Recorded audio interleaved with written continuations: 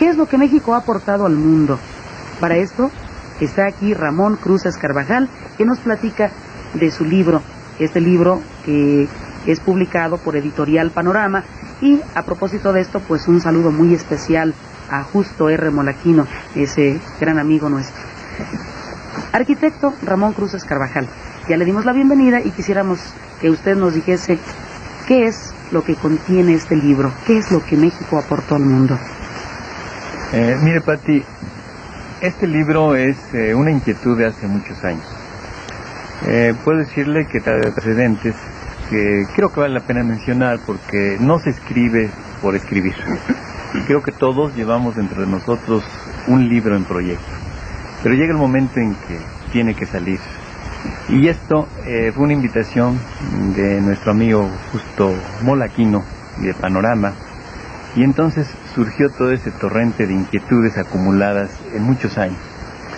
Lo que México aportó al mundo es sencillamente un trabajo de investigación en el que pretendo dar a conocer a nuestros amigos lectores todo aquel patrimonio cultural, particularmente en lo que la naturaleza de esta bendita tierra que es Mesoamérica y particularmente México pudo dejar como herencia cultural.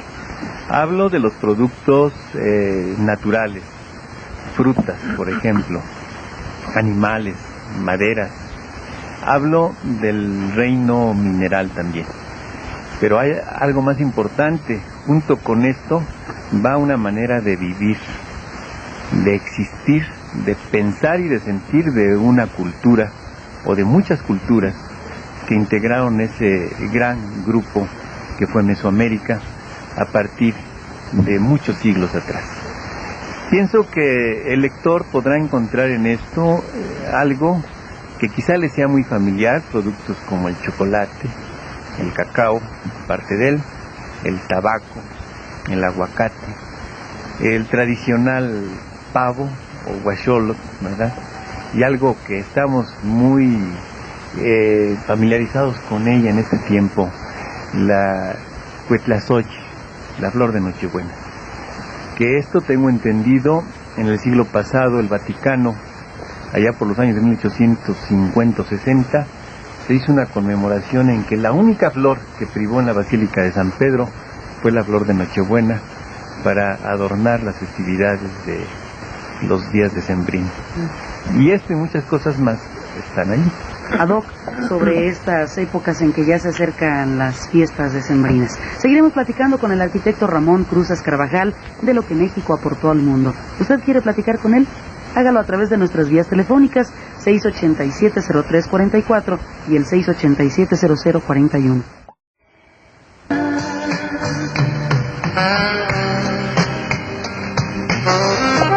Bueno, ustedes seguramente en alguna ocasión habrán visto a nuestro invitado por ahí en televisión, al arquitecto Ramón Cruzas Carvajal, y es que él colabora con el señor Jorge Saldaña en algunos programas, y esa inquietud lo ha llevado pues a buscar otros derroteros como es la escritura.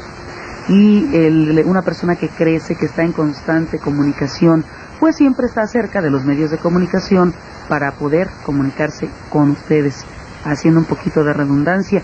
El arquitecto Ramón Cruzas Carvajal hoy nos vino a platicar de su obra, Lo que México aportó al mundo. Nos decía usted, arquitecto, que pues esta es una de las inquietudes que a usted le llevó a escribir el libro, el buscar dentro de los antecedentes de nuestro país lo que tiene, lo que ha hecho y lo que ha enviado al mundo.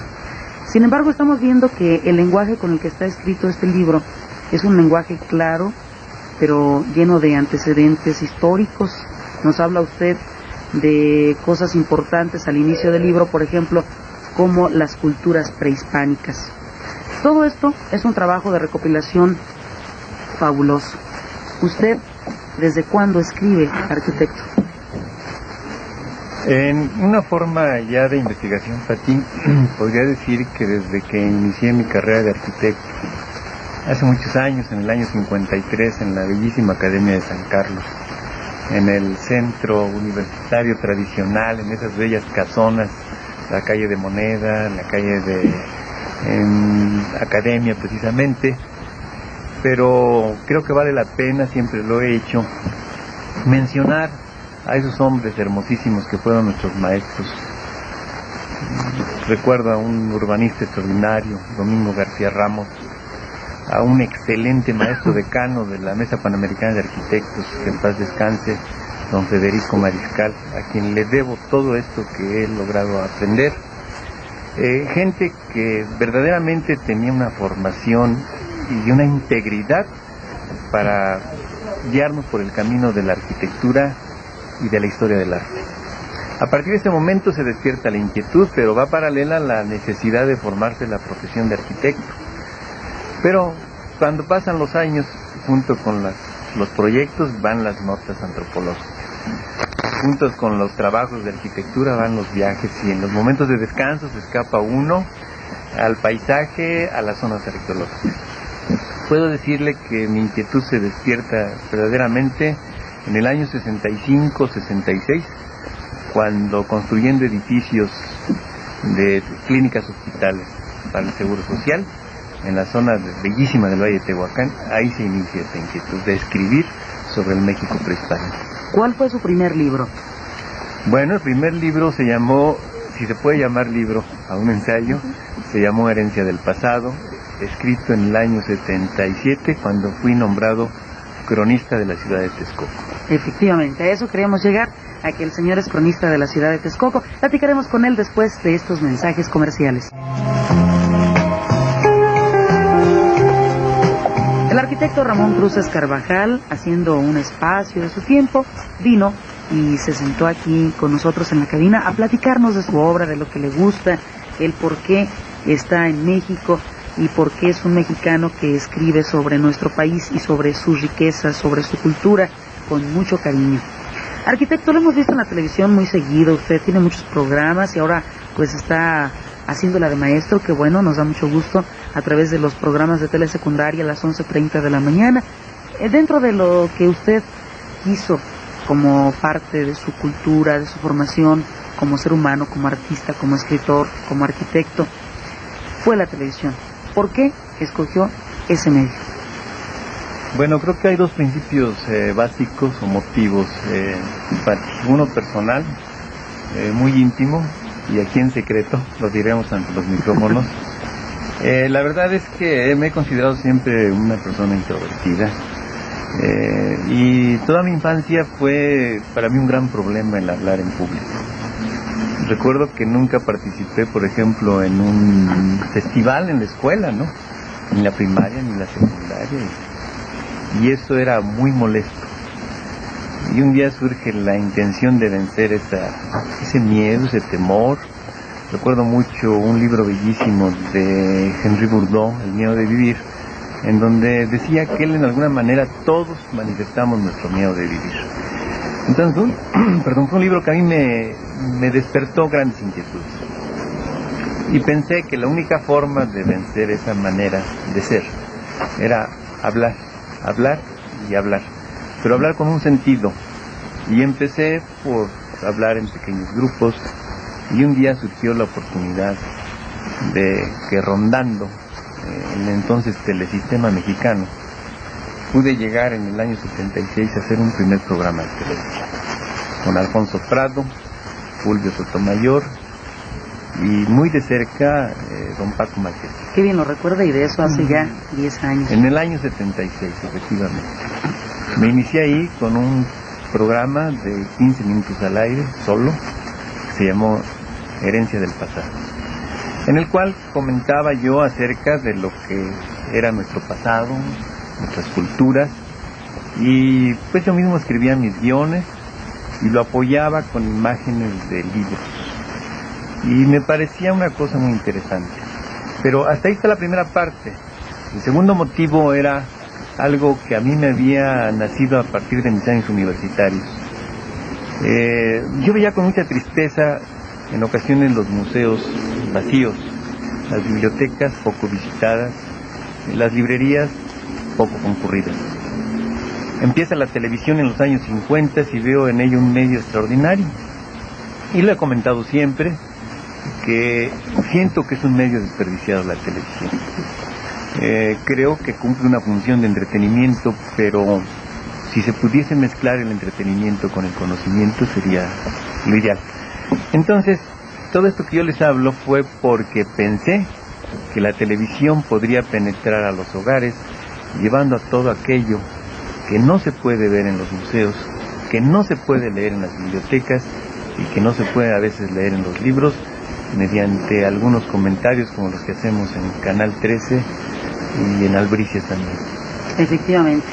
Pues un sentido muy original de expresarse, un peculiar lenguaje. Esto y más es lo que nos da el arquitecto Ramón Cruzes Carvajal en su libro Lo que México aportó al mundo.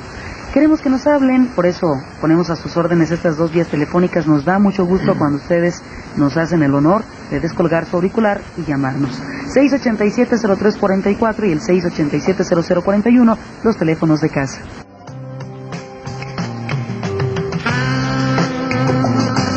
Arquitecto, ya nos hablaba usted de su trayectoria a través de la televisión mexicana y luego vemos que pues ya se puso a pensar un poquito en tantas cosas que quería comunicarle al público, a la gente, a los mexicanos.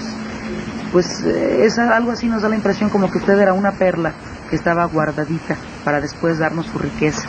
Y eso es muy bueno. Nos hablaba de su infancia, muy callado, introvertido.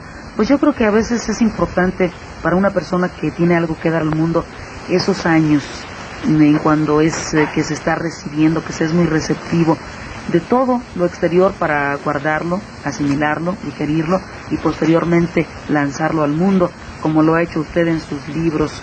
Estábamos viendo, recordando que usted tiene un libro que se llama Semblanza Histórica de la Ciudad de Texcoco, a propósito de que usted es cronista de la Ciudad de Texcoco, y después vemos este libro de Lo que México aportó al mundo, donde nos habla sobre las ceremonias que tenían los mayas, por ejemplo, a nivel agrario en cuanto al cacao, y también nos habla de la época de la primavera, cuando se lleva a cabo una fiesta muy importante, y esto nos dice que tiene la oportunidad de presenciar allá por los años 50, que se celebraba en pleno campo, es la polinización en la flor de la vainilla.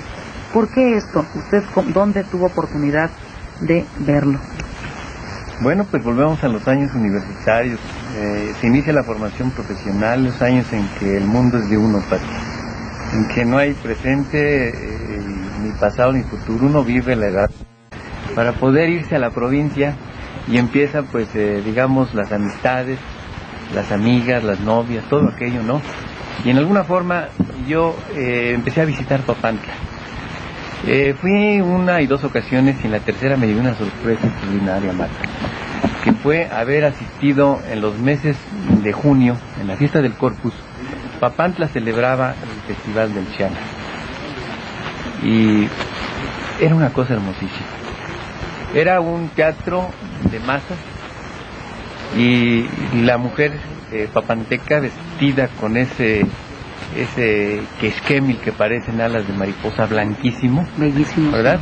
Con los listones trenzados, clásico paraguas de hombre para las que ya estaban comprometidas o que ya eran casadas, y las solteras luciendo de otra manera.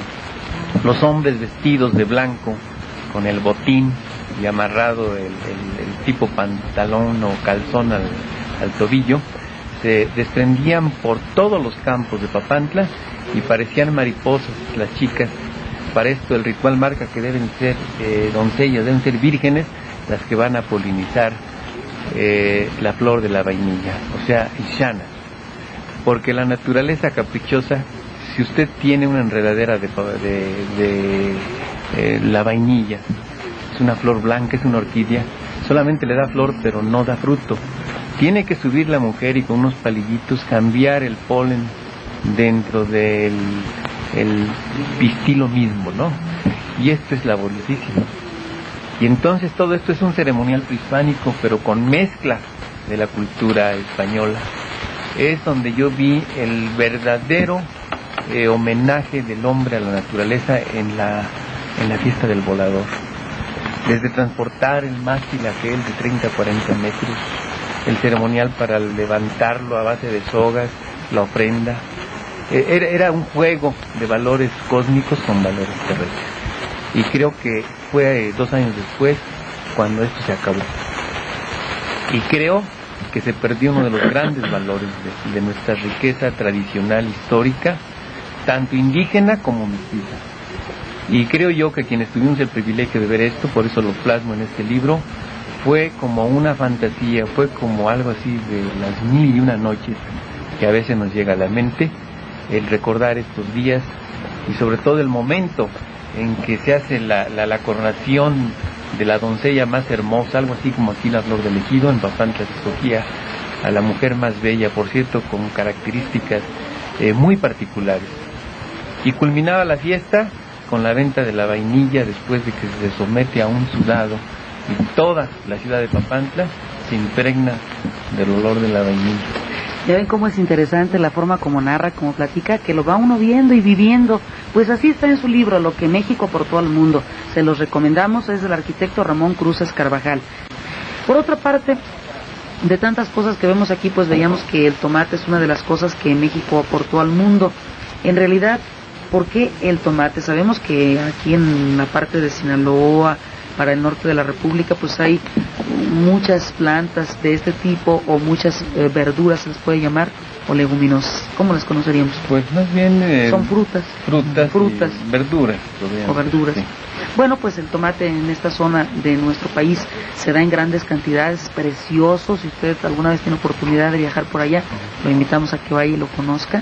Gracias. Y verá ese tomate de exportación, arquitecto, qué bonito, ¿no? Así es.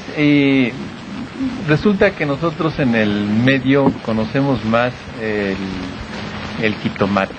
Yo aquí quisiera hacer la siguiente aclaración. Precisamente en el libro se habla de que el tomate, porque en náhuatl, tomate, que es como se le conocía, es el nombre original. Y el tomate de cáscara o verde, que cuando se siembra entre las milpas se le llama xiltómatl en náhuatl, ¿verdad?